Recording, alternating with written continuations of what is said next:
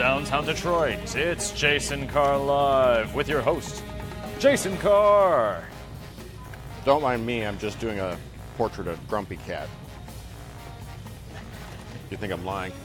Oh, wow. Yeah, it looks pretty good. Now, Jason. Go away. Did you see the eclipse yesterday?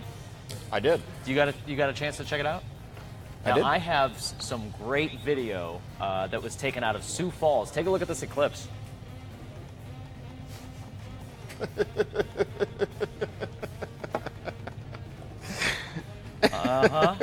Out of Sioux Falls. Now you can tell that wasn't exactly in the path.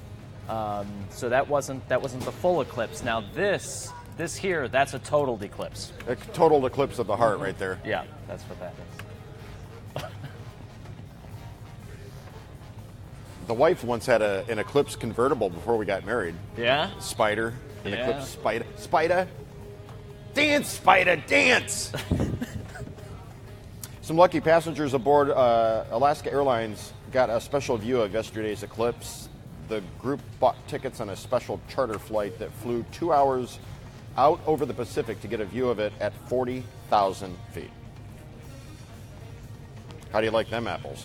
I think they got a little bit better of a view than all the people who were on the ground, I guess. I don't know. From what I was reading, they spent like something $21,000 a seat on this plane Come so on. they could go see it. That's ridiculous. I'm sorry.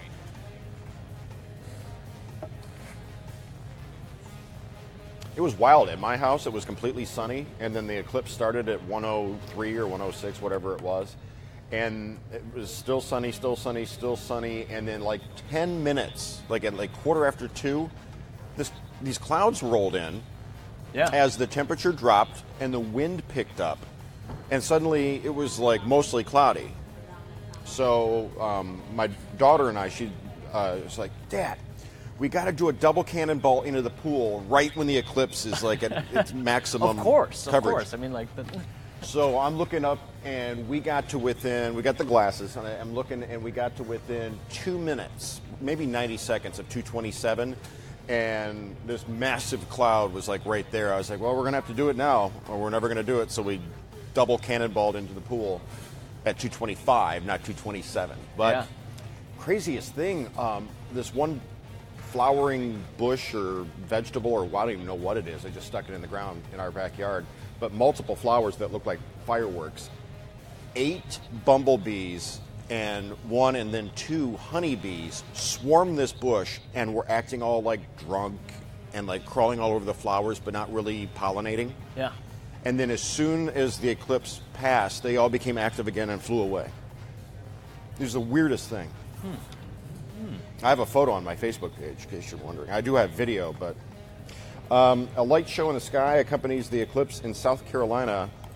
Drone video showing lightning strikes. Wow, look at that. That is super cool. Yeah, I mean, and the clouds would have let down, but still, they got quite a show there. Now, you sent this picture to me of... Look at that. Yeah, airplane flying right over it. I mean, and perfect. Go ahead, can you go back full? Perfectly centered. Perfectly centered. I'm not even mad. That's amazing.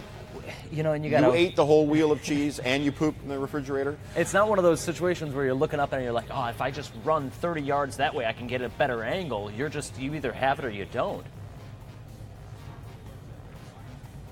That is so cool. I bet if we just left it up there, I mean, people who are seeing this on their news feed right now as they're scrolling are stopping to take a look, I can tell.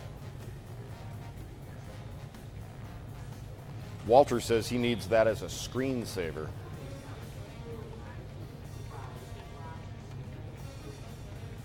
You know, I don't get it. The sun blacks out on a Monday afternoon, and it's a natural phenomenon. But when I do it, I've got a problem. The first family took time out yesterday to witness the solar eclipse. President Trump, First Lady Melania, and their son Barron put on the eclipse glasses. But of course, the president was widely photographed, pictured looking up, squinting, with a staffer in the background shouting, "Don't look!"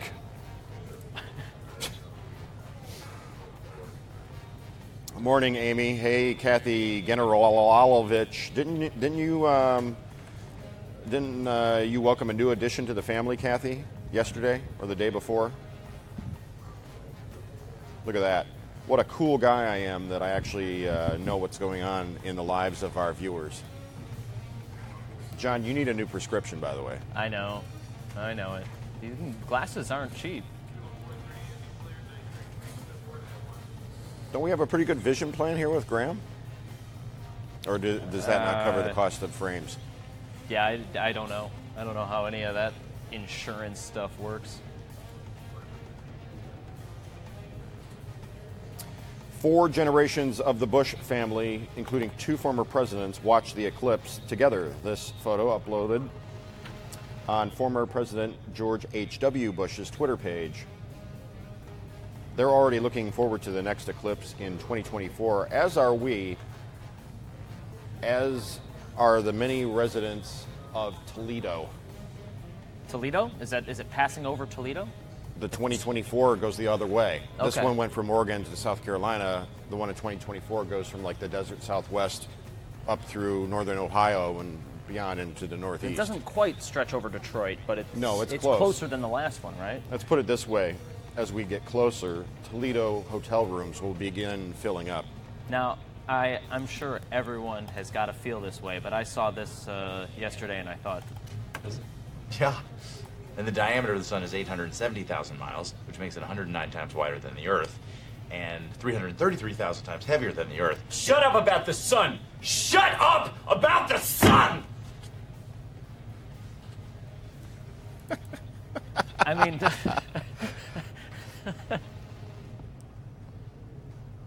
Chris Kennedy says we had a total eclipse in 1976. We did 2 here in 1979. I remember it because we made the pinhole boxes in school when I was 8 or 9 years old, whatever that was.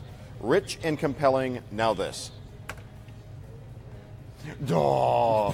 Who's a little boy in his coveralls with puppies? it's the best problem to have. Too many puppies keeping you from climbing. Joanne says it'll be over Cleveland. Okay, Cleveland too. I think it's a wide swath. I could be wrong on Toledo. I'm going from memory of an image I saw yesterday about the 2024 path. I do know that Carbondale, Illinois is the only town in the United States where X marks the spot. Both this eclipse yesterday and the one in 2024. Carbondale, Illinois, home of Southern Illinois University. The only place to get it to be in both totality paths. Now you think those dogs are impressive. Take a look at this breakdancing dog. No way.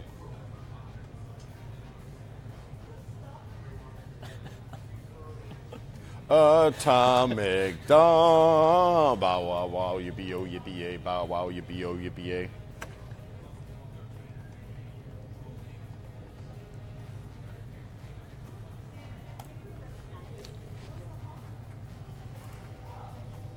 Nothing more adorable than babies and puppies. Okay, now more than one person is saying Cleveland. Again, going from memory, I remember the path that I saw graphically going right across northern Ohio. It appeared to me that Toledo was on the edge of the totality map. I apologize if I was off by one Ohio City.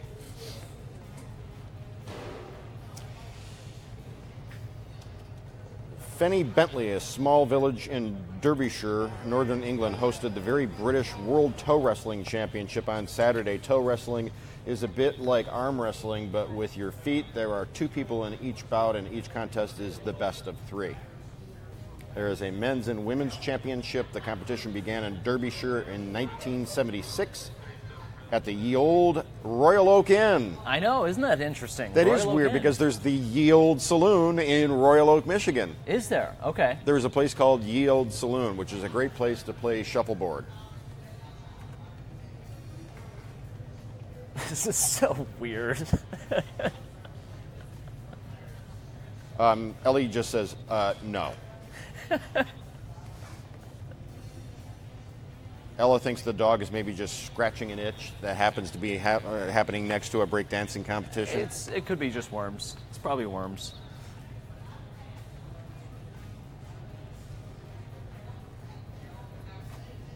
So Alan Nasty Nash out-towed Docto Scholl to claim his 14th world title. All right, if you say so. Mm-hmm. Zandra says, disgusting. I hate feet. I mean, no, they're necessary, you know. We need them. Makes me think that I should maybe, I got an idea. Draw a foot. Oh, no, not just any foot. Now this is interesting. So Alan Nasty Nash won the men's championship. Now a lady named Rebecca Beach took the women's title home, beating her mother, who had been the previous winner the year before.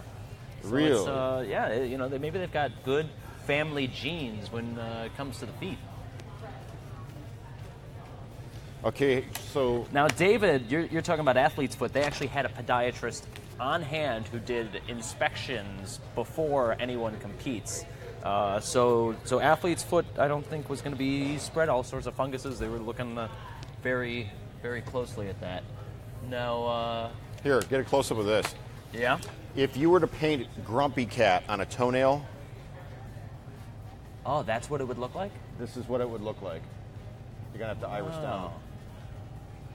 Wow, would you look at that? That's Okay, so that's Grumpy Cat painted on a toenail with hairy toes. Of course. Just for, who was it that said she hated feet? Amy said gross. Hiding post, yuck, said Sue. No toe wrestling for Angela, so I drew this for all of you. A record-setting grouper was caught.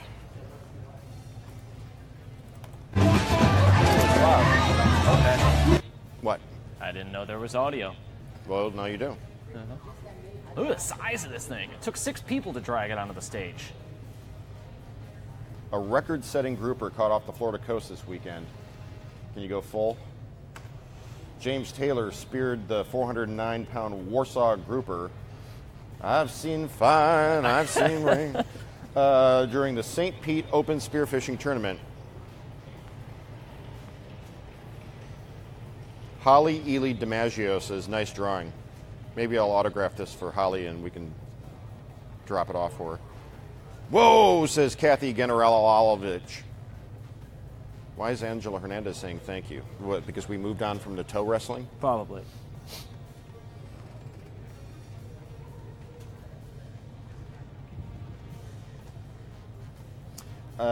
Taylor is now waiting on the International Underwater Spearfishing Association to confirm the world record. He's also applying to the Guinness World Records.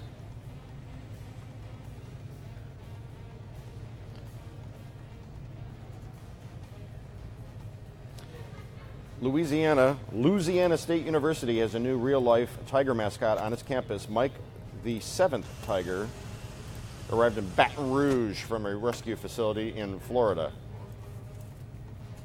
11 years old. Mike the 7th.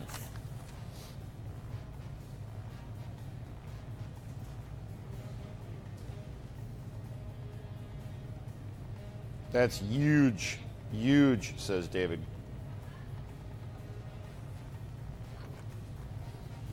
LSU recently renovated the new Tigers living space and yard next to Tiger Stadium. Hey, wait a minute. I know. Don't you miss having a Tiger Stadium? Yes, I do. Lifeguards cleared swimmers out of the water after a whale surfaced in shallow water. The baby gray was seen working its way up the coast, since somehow becoming separated from its mother. The whale is about 20 feet long. Marine Animal Rescue says the whale is emaciated and in not very good shape. all they can really do is keep it away from swimmers and try to get it going in the right direction, which is out of shallow water and into deeper fare.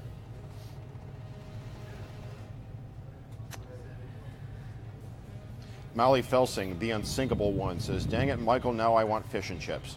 Oh, well, Molly, so it's good. too bad you're in Minnesota. Is that She where in she Minnesota, testing my memory. Mm-hmm.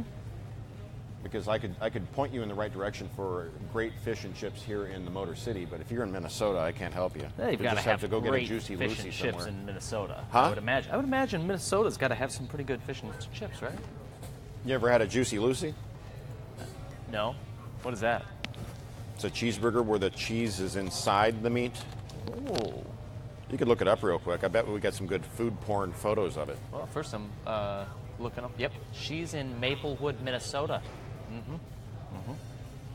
Maplewood. Is there good fish and chips in Maplewood? I don't know, but if you were here, you could go to Scotty Simpson's in Brightmoor or cross the border into Windsor and go to Sir Cedric's for halibut fish and chips. It's a good thing that Sir Cedric's isn't down the street from my house because I'd probably live there. Yeah. Is that a sneeze? Did you see the toe nail with Grumpy Cat painted on it? I'm working on it. Juicy Lucy.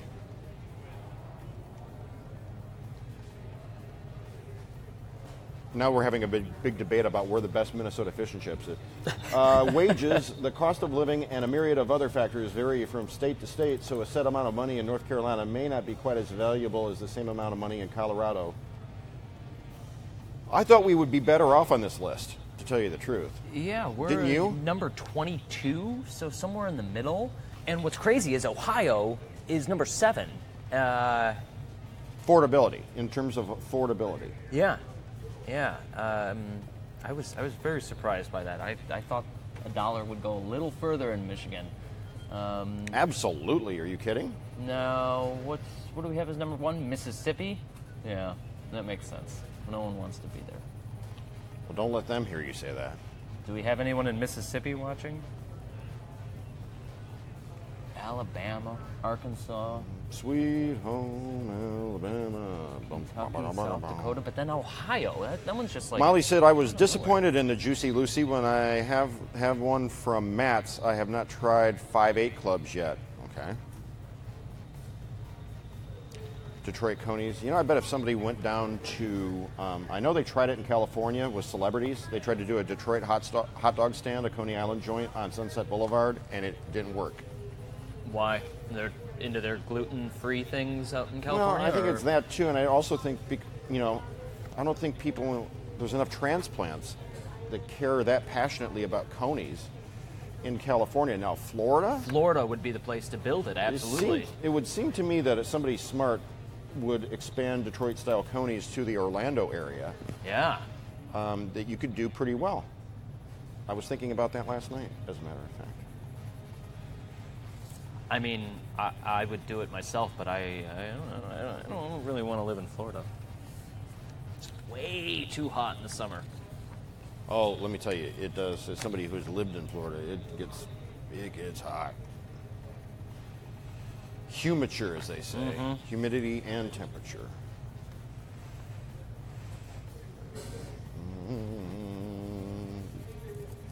If you could live somewhere besides Detroit, where would it be? Oh, anywhere? Yes, anywhere. Yeah, I'd go back to Budapest pretty quick. You just like saying Budapest. I'd go back and live in Paris. I think Hawaii would be fun to live in for like a couple of months and then get really tired of it and leave. New York, Boston.